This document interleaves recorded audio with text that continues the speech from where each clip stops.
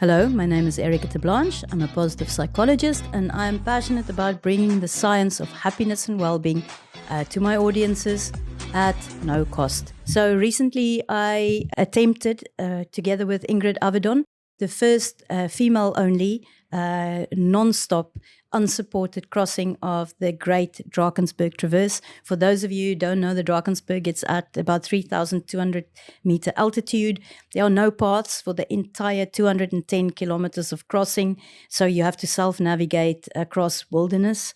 Lots of cliffs, lots of high mountains, lots of dangerous passes, dangerous weather, sub-zero temperatures, high winds. You really need to know what you're doing up there, otherwise you're going to come short. And going into this adventure, Ingrid and I were very well prepared. We had taken all the precautions. We had an in-reach SOS facility. We had several Garmin navigation devices, several maps, compass, a lot of food, a lot of warm clothing. And after about 24 hours, it became very clear that my body was not going to allow me to acclimatize to the sudden increase in altitude.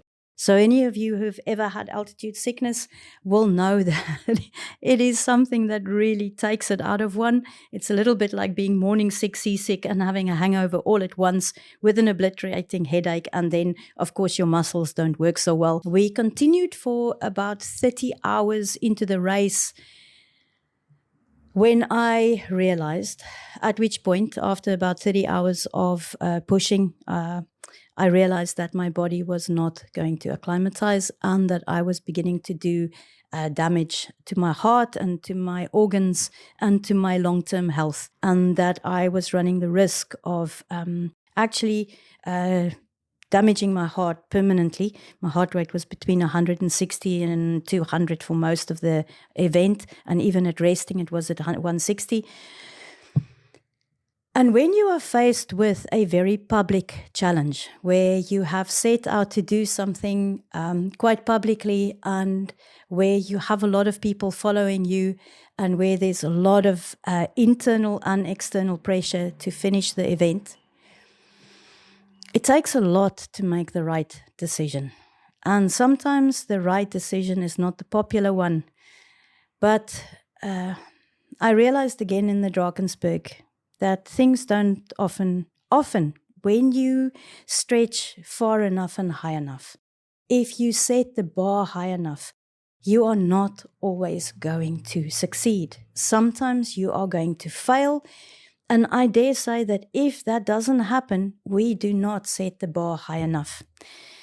And in that moment of, you can call it failing, but where Ingrid and I decided that the best course of action, the wisest course of action, and the more courageous decision was to stop the Drakensberg crossing. You know, it's in that moment that I realized again that I can really trust myself. And I deeply believe that this is the core of real inner confidence. Real confidence is not about what other people think of you. Real inner confidence is what you know about yourself. And whether you can trust yourself in those moments of difficulty, when things don't go to plan. Who is it that you become when the wagon comes off the rails? And this is why I do endurance sport, because we get an opportunity over and over again to cross that threshold, to face up to those places where things don't go to plan and where you face real and immediate difficulty and have to make a decision. People ask me after the event whether I regretted making the decision, and I absolutely don't regret making the decision because of the fact that it means that I now have the opportunity to remain healthy, to remain active, and to continue pursuing the things I love doing because I made the right decision and made a decision for health. The Drakensberg Traverse taught me this. It taught me that, yes, we can reach high. Yes, things don't always work out the way we want them to. Failure is part of the journey.